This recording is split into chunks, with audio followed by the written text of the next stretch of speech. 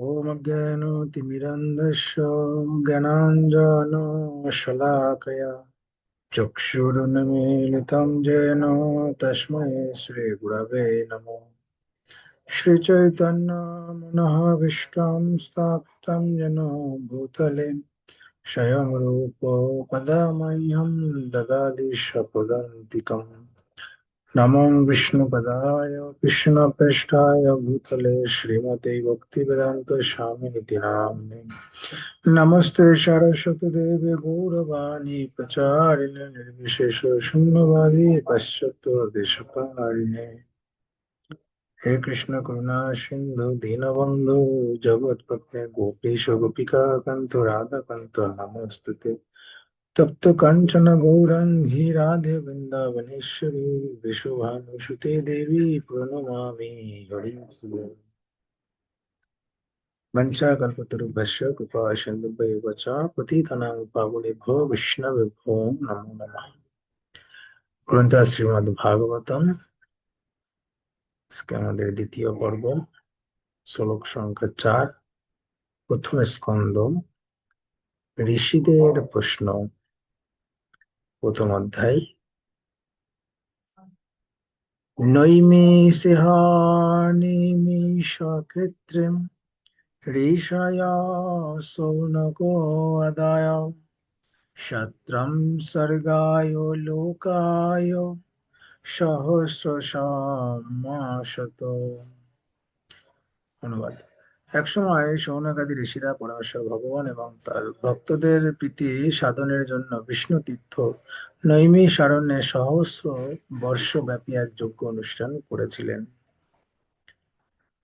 পূর্ববর্তী 3টি শ্লোক হচ্ছে শ্রীমদ্ ভাগবতের ভূমিকা স্বরূপ। এখন এই মহান শাস্ত্র গ্রন্থের মূল বিষয়টি উপস্থাপন করা হচ্ছে। শিল সুখদেব গোস্বামী প্রথম শ্রীমদ্ ভাগবত শোনান, তারপর দ্বিতীয়বার তার পুনরাবৃত্তি হয় নৈমিষারণ্যে। বায়রীয় তন্ত্রে উল্লেখ রয়েছে যে এই ব্রহ্মাণ্ডের কারিগর হচ্ছে ব্রহ্মা। একটি বিশাল চাকার কথা চিন্তা করেছিলেন, যা এই ব্রহ্মাণ্ডকে পরিবেষ্টন করে থাকবে। সেই বিশাল চক্রের কেন্দ্রটি নৈমিষারণ্য নামক একটি বিশেষ স্থানে রয়েছে। তেমনি বরাহ পুরাণেও নৈমিষারণ্য উল্লেখ রয়েছে।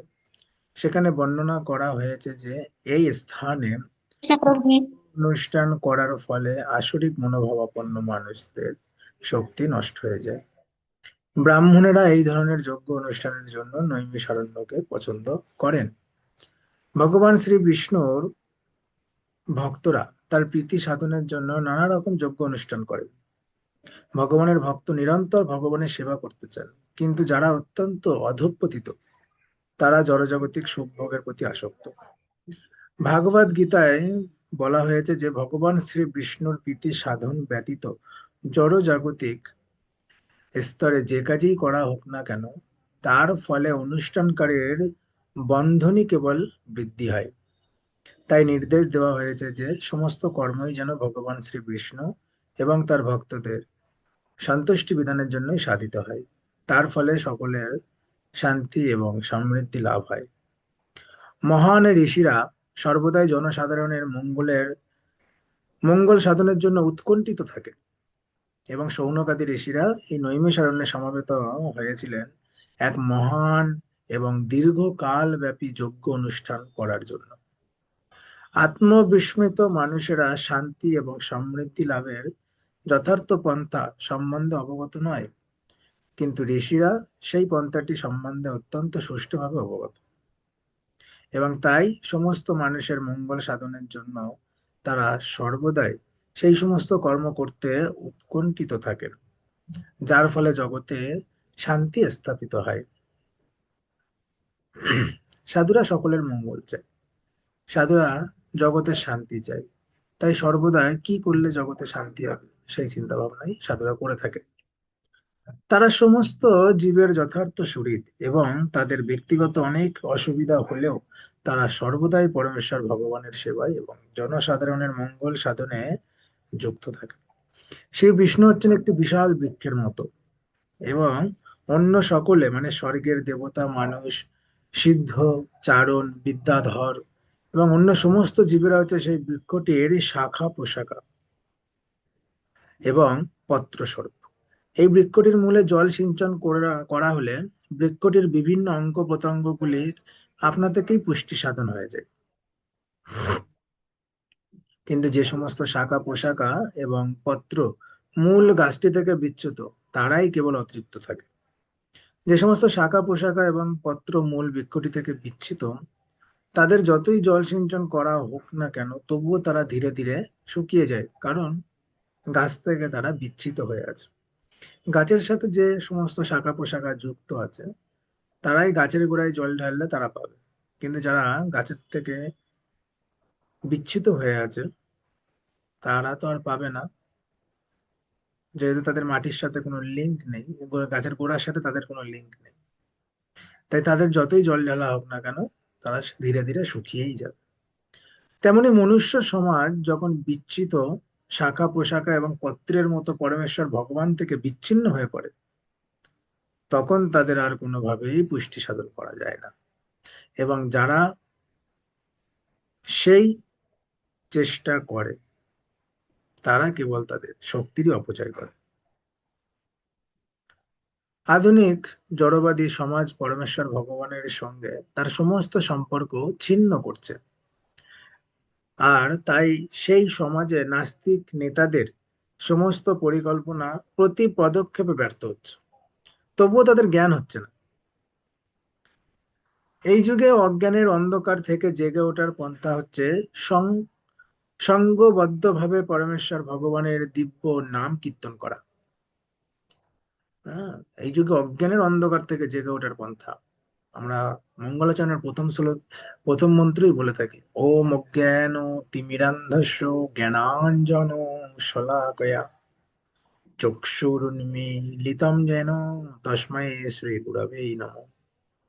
হ্যাঁ, তাই ওম অজ্ঞান তিমিরান্ধস্য, এই অজ্ঞানের অন্ধকার থেকে জেগে ওঠার পন্থা হচ্ছে সংঘবদ্ধ ভাবে পরমেশ্বর ভগবানের দিব্য নাম কীর্তন করা। সেই পন্থা এবং তার উপায় শ্রী চৈতন্য মহাপ্রভু অত্যন্ত বিজ্ঞানসম্মত ভাবে প্রদান করে গেছেন। এবং বুদ্ধিমান মানুষদের কর্তব্য হচ্ছে যথার্থ শান্তি এবং সমৃদ্ধি লাভ করার জন্য তার সেই শিক্ষা গ্রহণ করা। শ্রীমদ্ ভাগবত সেই উদ্দেশ্যেই প্রকাশিত হয়েছে, এবং তা আরো বিশদভাবে পরবর্তী অধ্যায়ে বিশ্লেষণ করা হবে। 5 নম্বর,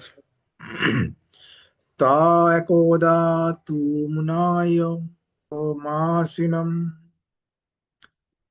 প্রপচোরিদম আদরাত।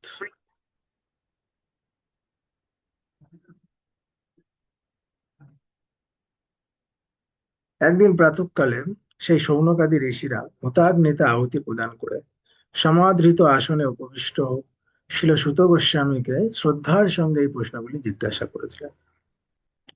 তাৎপর্য: প্রাতঃকাল হচ্ছে পারমার্থিক কার্যকলাপ অনুষ্ঠানের সর্বশ্রেষ্ঠ সময়। মানে ভোরবেলা হচ্ছে পারমার্থিক কার্যকলাপ অনুষ্ঠানের জন্য একটি শ্রেষ্ঠ সময়, সর্বশ্রেষ্ঠ সময়। মহর্ষিরা শ্রীমদ্ ভাগবতের বক্তাকে শ্রদ্ধা সহকারে ব্যাসাসন নামক উচ্চ আসন প্রদান করেছিলেন। শিল ব্যাসদেব হচ্ছেন সমস্ত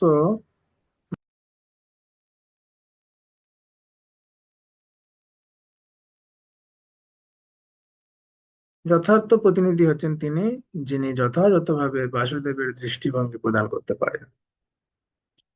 শিল ব্যাসদেব শ্রীমদ্ ভাগবতের বাণী শিল সুখদেব গোস্বামীকে দান করেছিলেন এবং শিল সুত গোস্বামী তা শ্রবণ করেছিলেন।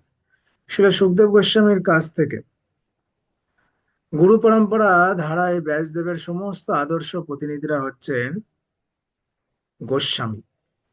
এই সমস্ত গোস্বামীরা সর্বতোভাবে তাদের ইন্দ্রিয়গুলি সংযত করে পূর্ববর্তী আচার্যদের প্রদর্শিত পথ অনুসরণ করেন। গোস্বামীরা তাদের খেয়াল খুশি মতো ভাগবতের ও কদ অর্থ বা কদর্থ করে বক্তৃতা দেন না। পক্ষান্তরে তারা অত্যন্ত সাবধানতার সঙ্গে পূর্ববর্তী যে সমস্ত আচার্যরা অবিকৃত ভাবে এই পারমার্থিক জ্ঞান প্রদান করে গেছেন, তাদের পদাঙ্ক অনুসরণ করে তাদের কার্য সম্পাদন করেন। ভাগবতের শ্রোতারা স্পষ্টভাবে তার অর্থ হৃদয়ঙ্গম করার জন্য বক্তার কাছে প্রশ্ন করতে পারেন, তবে তা কখনোই উদ্ধত মনোভাব নিয়ে করা উচিত নয়।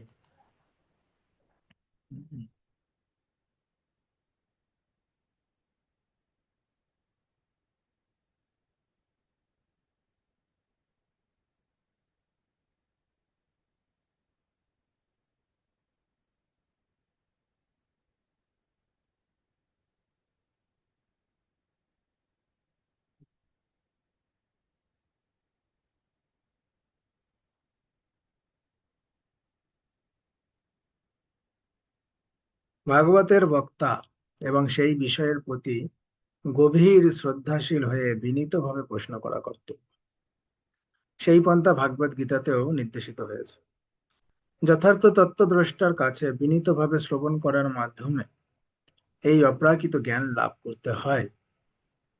তাই নৈমিষারণ্যে ঋষিরা গভীর শ্রদ্ধা সহকারে বক্তা ছিল সুত গোস্বামীকে সম্বোধন করেছিলেন। ভাগবত শোনার জন্য শ্রদ্ধা সহকারে এই ভাগবতম শুনতে হবে। 6 নম্বর শ্লোক। ঋষয় ঊচুঃ त्वया खलु पुराणानि सेतिहासानि च नघ आख्यातान्यपठितानि ধর্মশাস্ত্রাণি জন্মতঃ। ঋষিরা বললেন, হে পরম শ্রদ্ধেয় সুত গোস্বামী, আপনি সম্পূর্ণরূপে নিষ্পাপ। আপনি মহাভারত আদি ইতিহাস সহ অষ্টাদশ পুরাণ এবং সমস্ত ধর্মশাস্ত্র সদ্গুরুর কাছে অধ্যয়ন করেছেন। শুধু তাই নয়, তা আপনি ব্যাখ্যাও করেছেন। গোস্বামী অথবা শিল ব্যাসদেবের উপযুক্ত প্রতিনিধিকে অবশ্যই সব রকমের পাপ থেকে মুক্ত হতে হবে। কলিযুগের 4টি মুখ্য প্রধান পাপ কর্ম হচ্ছে: প্রথম, অবৈধ স্ত্রী সঙ্গ; দ্বিতীয়, পশু হত্যা; তৃতীয়, আসব পান; চতুর্থ, সব রকমের দ্রুত ক্রীড়া। শিল ব্যাসদেবের ব্যাস আসনে উপবেশন করার আগে গোস্বামীকে অবশ্যই এই সমস্ত পাপ থেকে মুক্ত হতে হবে। যার চরিত্র সম্পূর্ণরূপে নিষ্কলুষ নয় এবং যে পূর্বলিখিত ওই সমস্ত পাপ থেকে সম্পূর্ণরূপে মুক্ত নয়, তাকে কখনোই ব্যাসাসনে বসতে দেওয়া উচিত নয়। তাকে কেবল এই সমস্ত পাপ থেকে মুক্ত হলেই চলবে না, তাকে অবশ্যই সমস্ত বৈদিক শাস্ত্রে পারদর্শী হতে হবে। অষ্টাদশ পুরাণ হচ্ছে বেদের অংশ, আর মহাভারত অথবা রামায়ণ আদি ইতিহাসও হচ্ছে বেদের অংশ। আচার্য অথবা গোস্বামীকে অবশ্যই এই সমস্ত শাস্ত্র সম্বন্ধে যথার্থ ভাবে অভিজ্ঞ হতে হবে। তা শ্রবণ করা এবং ব্যাখ্যা করা পাঠ করার থেকে অধিক গুরুত্বপূর্ণ। কেবল শ্রবণ এবং বিশ্লেষণ করার মাধ্যমে এই শাস্ত্র জ্ঞান হৃদয়ঙ্গম করা যায়। এই তত্ত্ব বিশ্লেষণ করাকে বলা হয় কীর্তন। এই দুটি পন্থা, শ্রবণ এবং কীর্তন, হচ্ছে পারমাত্মিক জীবনে উন্নতি করার সবচাইতে গুরুত্বপূর্ণ অঙ্গ। শ্রবণ আর কীর্তন নববিধা ভক্তির মধ্যে একদম প্রথম দুটোই। শ্রবণম কীর্তনম বিষ্ণু। শ্রবণ এবং কীর্তন হচ্ছে পারমাত্মিক জীবনে উন্নতি করার সবচাইতে গুরুত্বপূর্ণ। যিনি যথার্থ সদ্গুরুর কাছে বিনীতভাবে শ্রবণ করার মাধ্যমে এই অপ্রাকৃত জ্ঞান লাভ করেছেন, তিনিই কেবল সেই বিষয়ে যথাযথভাবে বিশ্লেষণ করতে পারে। জানি বেদ বিদাম শ্রেষ্ঠ ভগবান বাদরায়ণ অন্যে চ মুনয় সুত পরাবর বিদ বিদুঃ। হে সর্বপ্রবীণ বেদান্তবিদ সুত গোস্বামী, আপনি এই ভগবানের অবতার ব্যাসদেবের জ্ঞান প্রাপ্ত হয়েছেন, এবং যে সমস্ত ঋষিরা ভৌতিক এবং আদি ভৌতিক জ্ঞান পূর্ণরূপে লাভ করেছেন, তাদের কাছ থেকেও আপনি জ্ঞান প্রাপ্ত হয়েছেন। শ্রীমদ্ ভাগবত হচ্ছে ব্রহ্মসূত্র বা বাদরায়ণ বেদান্ত সূত্রের যথার্থ ভাষ্য। একে যথার্থ বলা হচ্ছে কেননা ব্যাসদেব হচ্ছেন বেদান্ত সূত্র এবং শ্রীমদ্ ভাগবত বা সমস্ত বৈদিক শাস্ত্রের সারমর্ম, এই দুইয়েরই প্রণেতা। হুম। প্রণেতা যে এটাকে রচয়িতা করে। ব্যাসদেব ছাড়াও অন্য কয়েকজন ঋষি 6টি বৈদিক দর্শন পুনাই করে গেছেন। তারা হচ্ছেন গৌতম ঋষি, কনাদ ঋষি, কপিল ঋষি, পতঞ্জলি, জৈমিনী এবং অষ্টাবক্র ঋষি। এই 6জন বৈদিক দর্শন প্রণয়ন করে গেছেন। আস্তিকবাদ পূর্ণরূপে বিশ্লেষণ করা হয়েছে বেদান্ত সূত্রে, কিন্তু অন্যান্য দর্শনগুলি দার্শনিক কল্পনা প্রসূত জ্ঞান। সেগুলিকে সেগুলিতে সর্বকারণের পরম কারণ সম্বন্ধে কোনো উল্লেখ করা হয়নি। সবকটি দার্শনিক মতবাদ সম্বন্ধে যথার্থভাবে অবগত হওয়ার পরেই ব্যাস আসনে বসা যায়, যাতে অন্য সমস্ত মতবাদ খণ্ডন করে শ্রীমদ্ ভাগবতের আস্তিক্যবাদ পূর্ণরূপে প্রতিষ্ঠা করা যায়। শিল সুত গোস্বামী ছিলেন যথার্থ শিক্ষক, এবং তাই নৈমিষারণ্যের ঋষিরা তাকে ব্যাসদেবের উচ্চ আসন প্রদান করেছিলেন। শিল ব্যাসদেবকে ভগবান বলে সম্বোধন করা হয়েছে, কেননা তিনি হচ্ছেন ভগবানের সপ্তাবেশ অবতার। ব্যাসদেব হচ্ছেন ভগবানের সপ্তাবেশ অবতার, তাই এখানে ব্যাসদেবকে ভগবানের সঙ্গে সম্বোধন করা হয়েছে, ভগবান বলে সম্বোধন করা হয়েছে। হ্যাঁ, আর ব্যাস আসন মানে যেখানে বক্তারা বসে বক্তৃতা দেয়, লেকচার দেয়, ক্লাস দেয়, সেই আসনটাকে বলা হচ্ছে ব্যাস আসন। তাই সেই ব্যাস আসনে বসার আগে এই আস্তিক্যবাদ পূর্ণরূপে প্রতিষ্ঠা করা যায়, যাতে অন্য সমস্ত মতবাদ খণ্ডন করা যায়। এই সমস্ত সম্বন্ধে ওনাকে জ্ঞাত থাকতে হবে।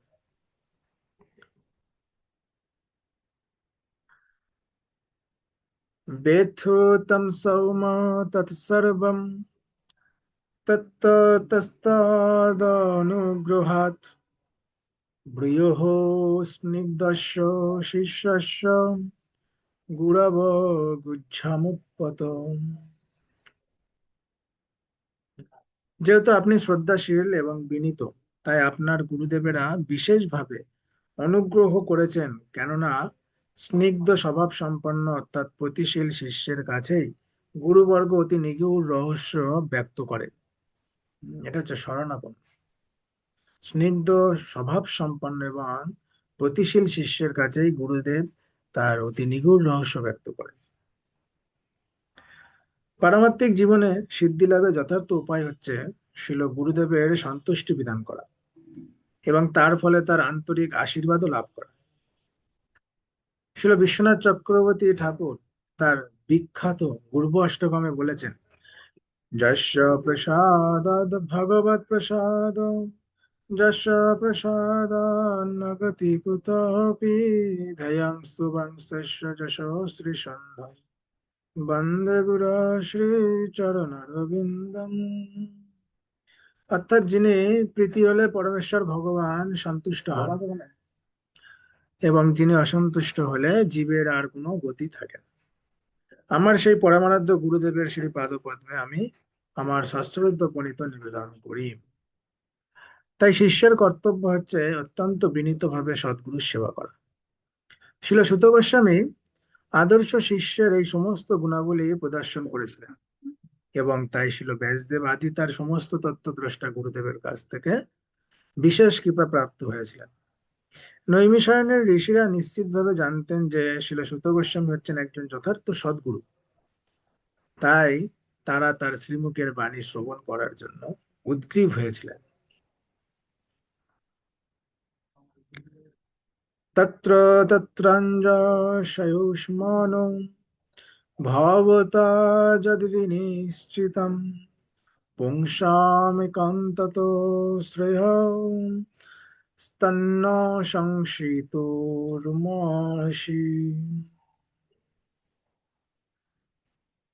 হে আয়ুষ্মান, আপনি জনসাধারণের পরম মঙ্গল কিভাবে সাধিত হয় তা সহজবদ্ধভাবে আমাদের কাছে শোনান। কিভাবে জনসাধারণের মঙ্গল হয়? ভগবদ গীতায় আচার্য উপাসনার নির্দেশ দেওয়া হয়েছে। আচার্য এবং গোস্বামীরা সর্বদাই জনসাধারণের মঙ্গল চিন্তায় মগ্ন থাকে, বিশেষ করে তাদের পারমার্থিক মঙ্গলের জন্য। পারমার্থিক মঙ্গল সাধিত হলে পার্থিব হিত আপনা থেকেই সাধিত হয়ে যায়। তাই আচার্যরা জনসাধারণের পারমার্থিক মঙ্গলের নির্দেশ দিয়ে থাকেন। জনসাধারণের পারমাত্মিক মঙ্গলের নির্দেশ দিয়ে থাকে। কলিযুগের মানুষদের অধঃপতিত অবস্থা দর্শন করে ঋষিরা সূত গোস্বামীকে অনুরোধ করেছিলেন সমস্ত শাস্ত্রের সারমর্ম প্রদান করতে, কেননা এই কলিযুগের মানুষেরা সম্পূর্ণভাবে অধঃপতিত। তাই ঋষিরা জনসাধারণের হিত সাধনের জন্য পরম মঙ্গল সম্বন্ধে প্রশ্ন করেছিলেন। কলিযুগের মানুষের অধঃপতিত অবস্থা পরবর্তী কয়েকটি শ্লোকে বর্ণনা করা হয়েছে।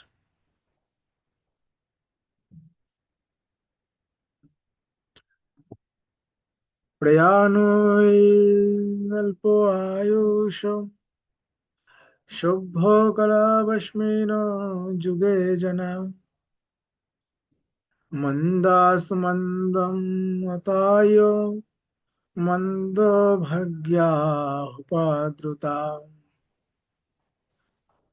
হে মহাজ্ঞানী, এই কলিযুগের মানুষেরা প্রায় সকলেই অল্প আয়ু।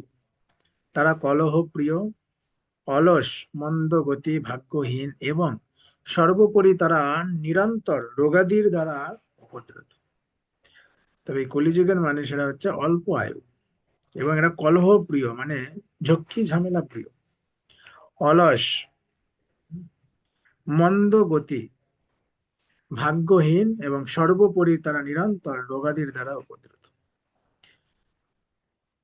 ভগবানের ভক্তরা সর্বদাই জনসাধারণের পারমাত্মিক মঙ্গল সাধনের জন্য ব্যগ্র থাকেন।